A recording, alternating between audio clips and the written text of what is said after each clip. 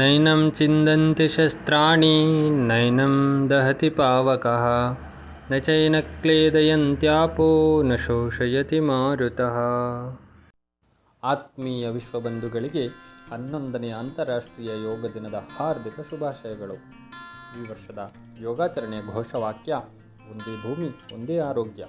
ಅಂದರೆ ನಮಗಿರುವುದು ಒಂದೇ ಭೂಮಿ, ನಮಗಿರುವ ಆರೋಗ್ಯವೂ ಒಂದೇ ಆಗಿದೆ. ಅದನ್ನು ಒಮ್ಮೆ ಕಳೆದುಕೊಂಡರೆ ಪುನಃ ಮರಳಿ ಪಡೆಯುವುದು ಅಸಾಧ್ಯವೇ ಸರಿ. ಆರೋಗ್ಯ ಎಂದ ತಕ್ಷಣ ನಮ್ಮೆಲ್ಲರ ಚಿತ್ತದಲ್ಲಿ ಮೊದಲು ಬರುವ ಚಿತ್ರ ಶರೀರದ ಆರೋಗ್ಯ, ಸುಂದರ ಸ್ವಸ್ಥ ನಿರೋಗಿ ಕಾಯ. ಆದರೆ ಈ ಸ್ವಸ್ಥ ಶರೀರವು ನಮ್ಮದಾಗಬೇಕಾದರೆ ನಾವು ನಮ್ಮ ಮನಸ್ಸನ್ನು ಸ್ವಸ್ಥವೂ ಆರೋಗ್ಯಕರವಾಗಿಯೂ ಇಟ್ಟುಕೊಳ್ಳಬೇಕಾಗುತ್ತದೆ. ಮನಸ್ಸನ್ನು ಆರೋಗ್ಯವಾಗಿ ಇಡಬೇಕೆಂದರೆ ನಾವು ಮನಸ್ಸಿಗೆ ನೀಡುವ ಆಚಾರ, ಆಹಾರ, ವಿಚಾರಗಳನ್ನು ಶುದ್ಧವಾಗಿಡಬೇಕಾಗುತ್ತದೆ. ಆಹಾರ ವಿಚಾರಗಳು ಶುದ್ಧವಾಗಿರಬೇಕೆಂದರೆ ಆಚಾರ ಸಂಸ್ಕೃತಿಗಳು ಶುದ್ಧವಾಗಿರಬೇಕಾಗುತ್ತದೆ. ಮಾನವ ವ್ಯವಹಾರಗಳು ಶುದ್ಧವಾಗಿರಬೇಕಾಗುತ್ತದೆ. ಮಾನವ ವ್ಯವಹಾರಗಳು ಅಥವಾ ಆಚಾರಗಳು ಶುದ್ಧವಾಗಿರಬೇಕಾದರೆ ಅದರ ನಿರ್ಮಾತೃಗಳು, ಉತ್ಪಾದಕರು, ಶಿಕ್ಷಕರು ಮತ್ತು ಶಿಕ್ಷಣವು ಶುದ್ಧವಾಗಿರಬೇಕಾಗುತ್ತದೆ. ಉತ್ಪಾದಕರು, ಶಿಕ್ಷಣ ಅಥವಾ ಶಿಕ್ಷಕರು ಶುದ್ಧವಾಗಿರಬೇಕಾದರೆ ಭೂಮಿ, ಗಾಳಿ, ನೀರು, ಜಲ, ಆಕಾಶ ಅಂದರೆ ಪಂಚಭೂತಗಳ ಶುದ್ಧಿಯು ಅತ್ಯಂತ ಅನಿವಾರ್ಯ. ಅಂತಿಮವಾಗಿ ನಮ್ಮ ಶರೀರವು ಆರೋಗ್ಯವಾಗಿರಲು, ದೀರ್ಘಕಾಲ ಸದೃಢವಾಗಿರಲು ಅನ್ನ ಆಹಾರದಿಂದ ಹಿಡಿದು ಈ ಭೂಮಿಯವರೆಗೆ ಯಾವೆಲ್ಲ ಅಂಗಗಳು ಕಾರಣಗಳಾಗಿವೆಯೋ ಅವೆಲ್ಲವನ್ನು ಸಂರಕ್ಷಿಸಿ, ಪೋಷಿಸಿ, ಬೆಳೆಸಿಕೊಂಡು ಬರಬೇಕಾಗಿರುವುದು ನಮ್ಮೆಲ್ಲರ ಕರ್ತವ್ಯವಾಗಿದೆ. ಸರಕಾರದ ವಿಶ್ವದ ಪ್ರತಿಯೊಂದು ಯೋಜನೆಗಳು ಸಮಗ್ರ ಸುಯೋಗ್ಯ ಪರಸ್ಪರ ಸಹಬಾಳ್ವೆಯ ಶಿಕ್ಷಣದಿಂದ ಕೂಡಿದ್ದು, ಮನುಷ್ಯರಿಂದ ಆಕಾಶದವರೆಗೂ ಹಿತವನ್ನು ಮಾಡುವ ವ್ಯವಹಾರ, ವಿಚಾರ, ಆಚಾರ, ಯೋಜನೆಗಳನ್ನು ರೂಪಿಸಿ ಅದನ್ನು ಕ್ರಿಯಾನ್ವಿತಗೊಳಿಸಿದಾಗ ವಿಶ್ವವೆಲ್ಲವೂ ಶಾರೀರಿಕ, ಮಾನಸಿಕ, ಆತ್ಮಿಕ ಶಾಂತಿಯಿಂದ ಪ್ರತಿಷ್ಠಾಪಿತವಾಗುವುದು. ಭಗವದ್ಗೀತೆಯ 3ನೇ ಅಧ್ಯಾಯ 14ನೇ ಶ್ಲೋಕದಲ್ಲಿ ಅನ್ನಾದ್ಭವತಿ ಭೂತಾನಿ ಪರ್ಜನ್ಯಾದನ್ನ ಸಂಭವಃ ಯಜ್ಞಾದ್ಭವತಿ ಪರ್ಜನ್ಯ ಯಜ್ಞ ಕರ್ಮ ಸಮುದ್ಭವಂ. ಅಂದರೆ ಅನ್ನದಿಂದಲೇ ಎಲ್ಲ ಭೂತಗಳು, ಎಲ್ಲ ಭೌತಿಕ ವಸ್ತುಗಳ ನಿರ್ಮಾಣ, ಎಲ್ಲ ಜೀವಿಗಳ ನಿರ್ಮಾಣ ಆಗಿದೆ. ಪರ್ಜನ್ಯಾದ ಅನ್ನ ಸಂಭವ, ಆದರೆ ಈ ಅನ್ನವೂ ಕೂಡ ಮಳೆಯಿಂದ ಉತ್ಪನ್ನವಾಗುತ್ತೆ. ಆದರೆ ಮಳೆ ಹೇಗೆ ಉತ್ಪನ್ನವಾಗುತ್ತೆ? ಯಜ್ಞಾದ್ಭವತಿ ಪರ್ಜನ್ಯ, ಯಜ್ಞದಿಂದ ಮಳೆಯ ಉತ್ಪನ್ನವಾಗುತ್ತೆ, ಮಳೆ ಸುರಿಯುತ್ತೆ. ಯಜ್ಞ ಕರ್ಮ ಸಮುದ್ಭವ. ಹಾಗಾದರೆ ಯಜ್ಞ ಅಂದರೆ ಏನು? ಯಜ್ಞ ಅಂದರೆ ಕರ್ಮ ಸಮುದ್ಭವ, ಅಂದರೆ ಎಲ್ಲ ಕರ್ಮಗಳ ಸಮುಚ್ಚಯವೇ ಯಜ್ಞ, ಕರ್ಮಗಳ ಸ್ವರೂಪವೇ. ಮುಂದಿನ ಶ್ಲೋಕದಲ್ಲಿ ಹೇಳ್ತಾ ಇದ್ದಾರೆ, ಕರ್ಮ ಬ್ರಹ್ಮೋದ್ಭವಂ ವಿದ್ಧಿ ಬ್ರಹ್ಮಾಕ್ಷರ ಸಮುದ್ಭವಂ ತಸ್ಮಾತ್ ಸರ್ವಗತಂ ಬ್ರಹ್ಮ ನಿತ್ಯಂ ಯಜ್ಞೇ ಪ್ರತಿಷ್ಠಿತಂ. ಕರ್ಮವು ಬ್ರಹ್ಮನಿಂದ ಉತ್ಪನ್ನವಾಗಿದೆ. ಅಂದರೆ ಈ ಸೃಷ್ಟಿಯೆಲ್ಲವೂ ಆ ಬ್ರಹ್ಮನ ಸೃಷ್ಟಿಯಾಗಿದೆ, ರಚನೆಯಾಗಿದೆ. ಆ ಬ್ರಹ್ಮನೇ ಸ್ವಯಂ ಈ ಬ್ರಹ್ಮಾಂಡದ ರೂಪದಲ್ಲಿ ಪ್ರತಿಷ್ಠಾಪಿತನಾಗಿದ್ದಾನೆ.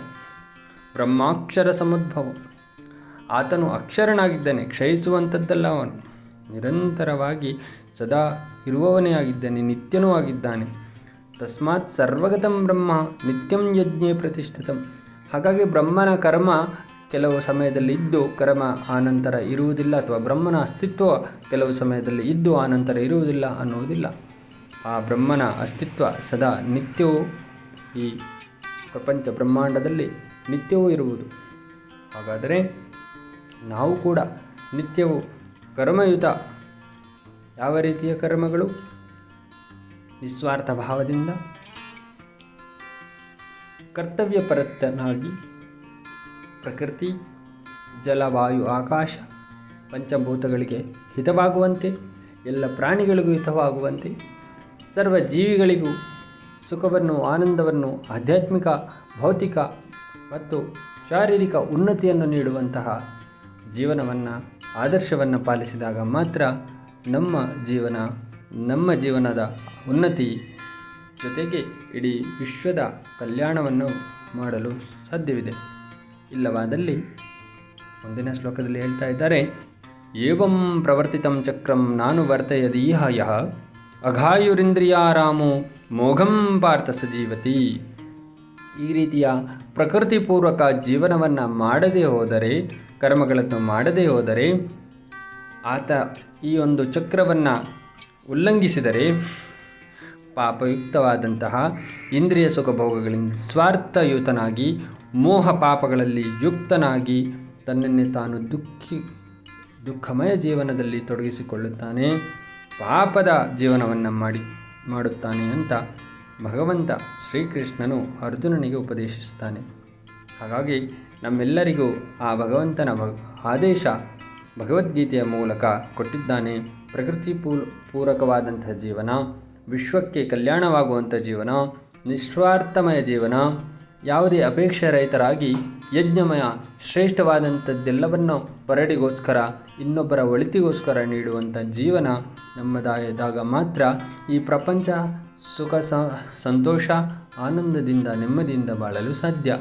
ನಮಗೆ ಹೆಚ್ಚು ಹೆಚ್ಚು ಅಧಿಕ ಹಣ, ಸಂಪತ್ತು, ಅಧಿಕಾರಗಳ ಅಪೇಕ್ಷೆಗಳು ಹೆಚ್ಚಾದಷ್ಟು ನಾವು ಈ ಪ್ರಕೃತಿಯನ್ನು ಶೋಷಣೆ ಮಾಡುವುದೇ ಹೆಚ್ಚಾಗುತ್ತೆ.